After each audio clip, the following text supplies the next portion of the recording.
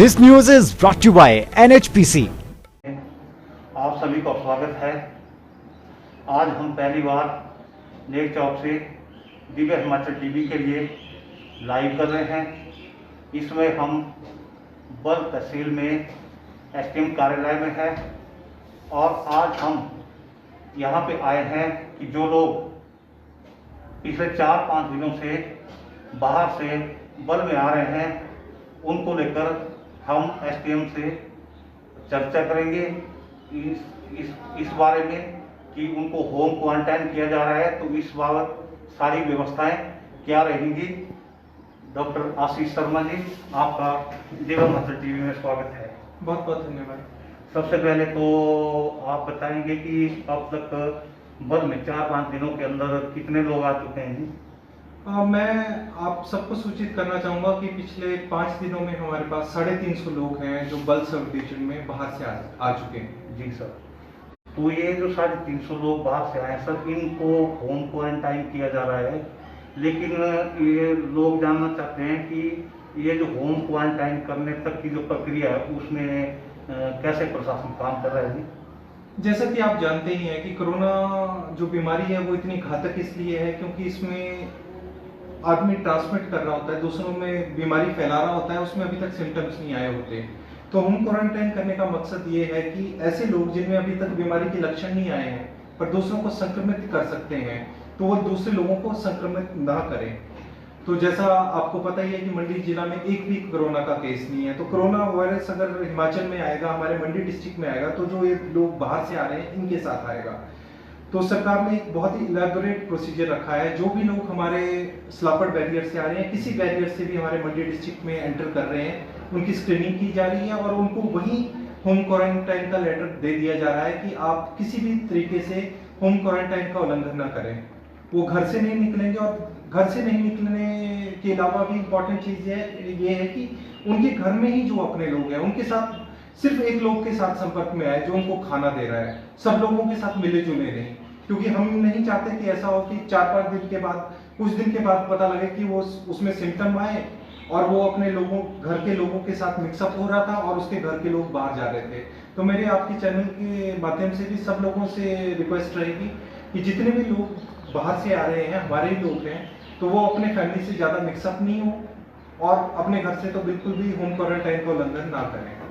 तो सर, इन लोगों के होम क्वारंटाइन के ऊपर नजर रखने के लिए क्या प्रबंध? ये जैसा कि मैंने आपको बताया, सबसे पहले तो पहले दिन ही इनको बॉर्डर पे ही इनको क्वारंटाइन का लेटर दे दिया जा रहा है डीसी साहब के द्वारा। फिर उसके बाद आशा वर्कर है, इनके घर में जा रही है पहले या दूसरे दिन, उसके बाद 7वें दिन, फिर 15 दिन। जब इनके 15 दिन पूरे हो जाएंगे तो आशा वर्कर जाएगी। बाकी हमारा फील्ड स्टाफ भी नजर रखे हुआ है और जैसा कि आपके न्यूज़पेपर्स में भी आया हुआ है, आपके चैनल, और काफ़ी इसको वो कर दिया गया है, एडवर्टाइज कर दिया गया है। जो एमसी एरिया है वहाँ हमारे जो पार्षद हैं वो नज़र रखे हुए हैं, पंचायतों में प्रधान सेक्रेटरी भी नज़र रखे हुए हैं आशा वर्कर्स के अलावा। तो सर, अगर इसके बावजूद भी होम क्वारंटाइन को तोड़ते हैं तो इसके लिए क्या प्रशासन कार्रवाई? मेरी आपके चैनल के माध्यम से यही रिक्वेस्ट है, क्योंकि हम सब जिम्मेवार सिटीजन्स हैं, हम सब की अपनी रिस्पॉन्सिबिलिटी बनती है। तो मैं तो यही चाहता हूँ कि आपके चैनल के माध्यम से भी अपील करना चाहूँगा कि लोग खुद समझदार बने, होम क्वारंटाइन को जंप ना करें, क्योंकि ऐसा करके ना सिर्फ वो अपनी हेल्थ और जान खतरे में डाल रहे हैं, अपने साथ वालों की भी हेल्थ खतरे में डाल रहे हैं। दूसरा, अगर कोई होम क्वारंटाइन जंप करता है तो उसके अगेंस्ट FIR दर्ज की जाएगी सेक्शन 188 CRPC में, और डिजास्टर मैनेजमेंट एक्ट के अंतर्गत भी उसके अगेंस्ट कार्रवाई की जाएगी ऐसे आदमी के प्रति। तो जैसे FIR वगैरह होती है तो इसमें और क्या रूल है कि होम क्वारंटाइन के बाद उनको इंस्टीट्यूशनल क्वारंटाइन में भेजा जाएगा? उसके बाद इंस्टीट्यूशनल क्वारंटाइन में भेजा जाएगा अगर वो नहीं मानते हैं, हमारी बात नहीं मानते हैं, और बाकी उनके पास FIR पूरा कानूनी मुकदमा चलेगा उन लोगों के अगेंस्ट। तो मेरी दोबारा अपील रहेगी, कृपया करके होम क्वारंटाइन जंप ना करें। Thank you sir. अभी हमने बल्ह एसडीएम डॉक्टर आशीष शर्मा जी से बात की। इन्होंने हमें बताया कि अब तक बल्ह में बाहर से लगभग 350 लोग आ चुके हैं जिनको होम क्वारंटाइन किया गया है। लोगों को इसमें डरने की ज़रूरत नहीं है और होम क्वारंटाइन में सारे नियम समझाए गए हैं। अगर इसके बावजूद भी कोई व्यक्ति होम क्वारंटाइन के नियम को तोड़ता है तो उसके विरुद्ध FIR दर्ज की जाएगी। मैं अपने सहयोगी जिंदर के साथ नेक चौक से दिव्य हिमाचल टीवी के लिए राजू दलारिया। मैं संजीव ठाकुर, प्रधानाचार्य DAV पब्लिक स्कूल ग्रियो, तहसील धर्मपुर, डिस्ट्रिक्ट मंडी, हिमाचल प्रदेश, DAV परिवार की ओर से समस्त क्षेत्रवासियों, अभिभावकगण एवं प्यारे बच्चों को दिव्य हिमाचल टीवी के माध्यम से ये संदेश देना चाहूँगा कि आइए हम सब मिलकर इस कोरोना नामक वैश्विक महामारी का डटकर मुकाबला करें। हेल्थ मिनिस्ट्री द्वारा जारी किए गए निर्देशों एवं सावधानियों का पूरी सजगता, निष्ठा एवं ईमानदारी के साथ पालन करें और इस महामारी को दूर भगाने में अपना बहुमूल्य योगदान दें। मेरा अभिभावकगण से अनुरोध रहेगा कि वे बच्चों की पढ़ाई से संबंधित किसी भी तरह का तनाव न खुद लें न बच्चों को लेने दें। स्कूल ने ऑलरेडी वर्चुअल ऑनलाइन क्लासेस शुरू कर दी हैं, जिसमें 15 to 20% सिलेबस अभी तक कंप्लीट करवा दिया गया है। जैसे ही स्थिति सामान्य होगी, अतिरिक्त प्रयास एवं समय के साथ पढ़ाई पूरी करवा दी जाएगी। आइए हम सब कोरोना वॉरियर बनकर अपना, अपनों का एवं देशवासियों का जीवन सुरक्षित करने में योगदान दें। जान है तो जहान है। घर पर रहें, सुरक्षित रहें, सजग रहें। जय हिंद, जय DAV।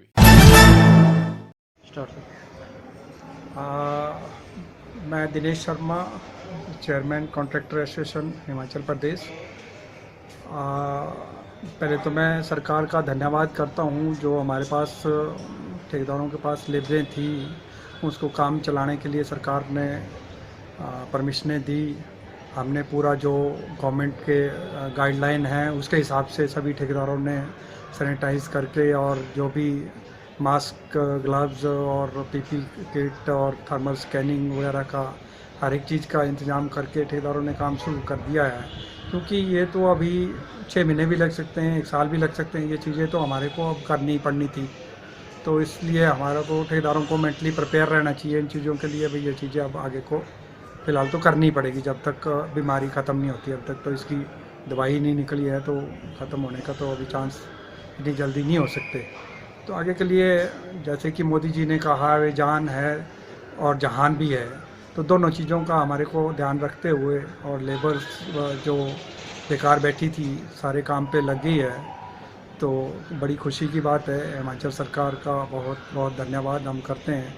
इन्होंने एडवर्स सीज़न को देखते हुए हमारे को टारिंग के और बाकी बिल्डिंग्स के और रोड्स के, ब्रिज के काम स्टार्ट करने के लिए परमिशनें 24-25 तारीख के बाद शुरू कर दी थी देनी, तो हमने उसी टाइम काम शुरू कर दिए थे चलाने। तो बहुत अच्छा रहा और लेबर भी अब खुश है, जो हरास हो रही थी बेकार बैठ के, अब वो काम कर रहे हैं, तो बहुत बढ़िया हो गया है। भारत की प्रमुख जल विद्युत कंपनी NHPC ने कोविड-19 महामारी के रूप में पैदा हुई वर्तमान वैश्विक आपदा के खिलाफ अभियान में अपनी भागीदारी सुनिश्चित करते हुए कई पहल और उपाय किए हैं।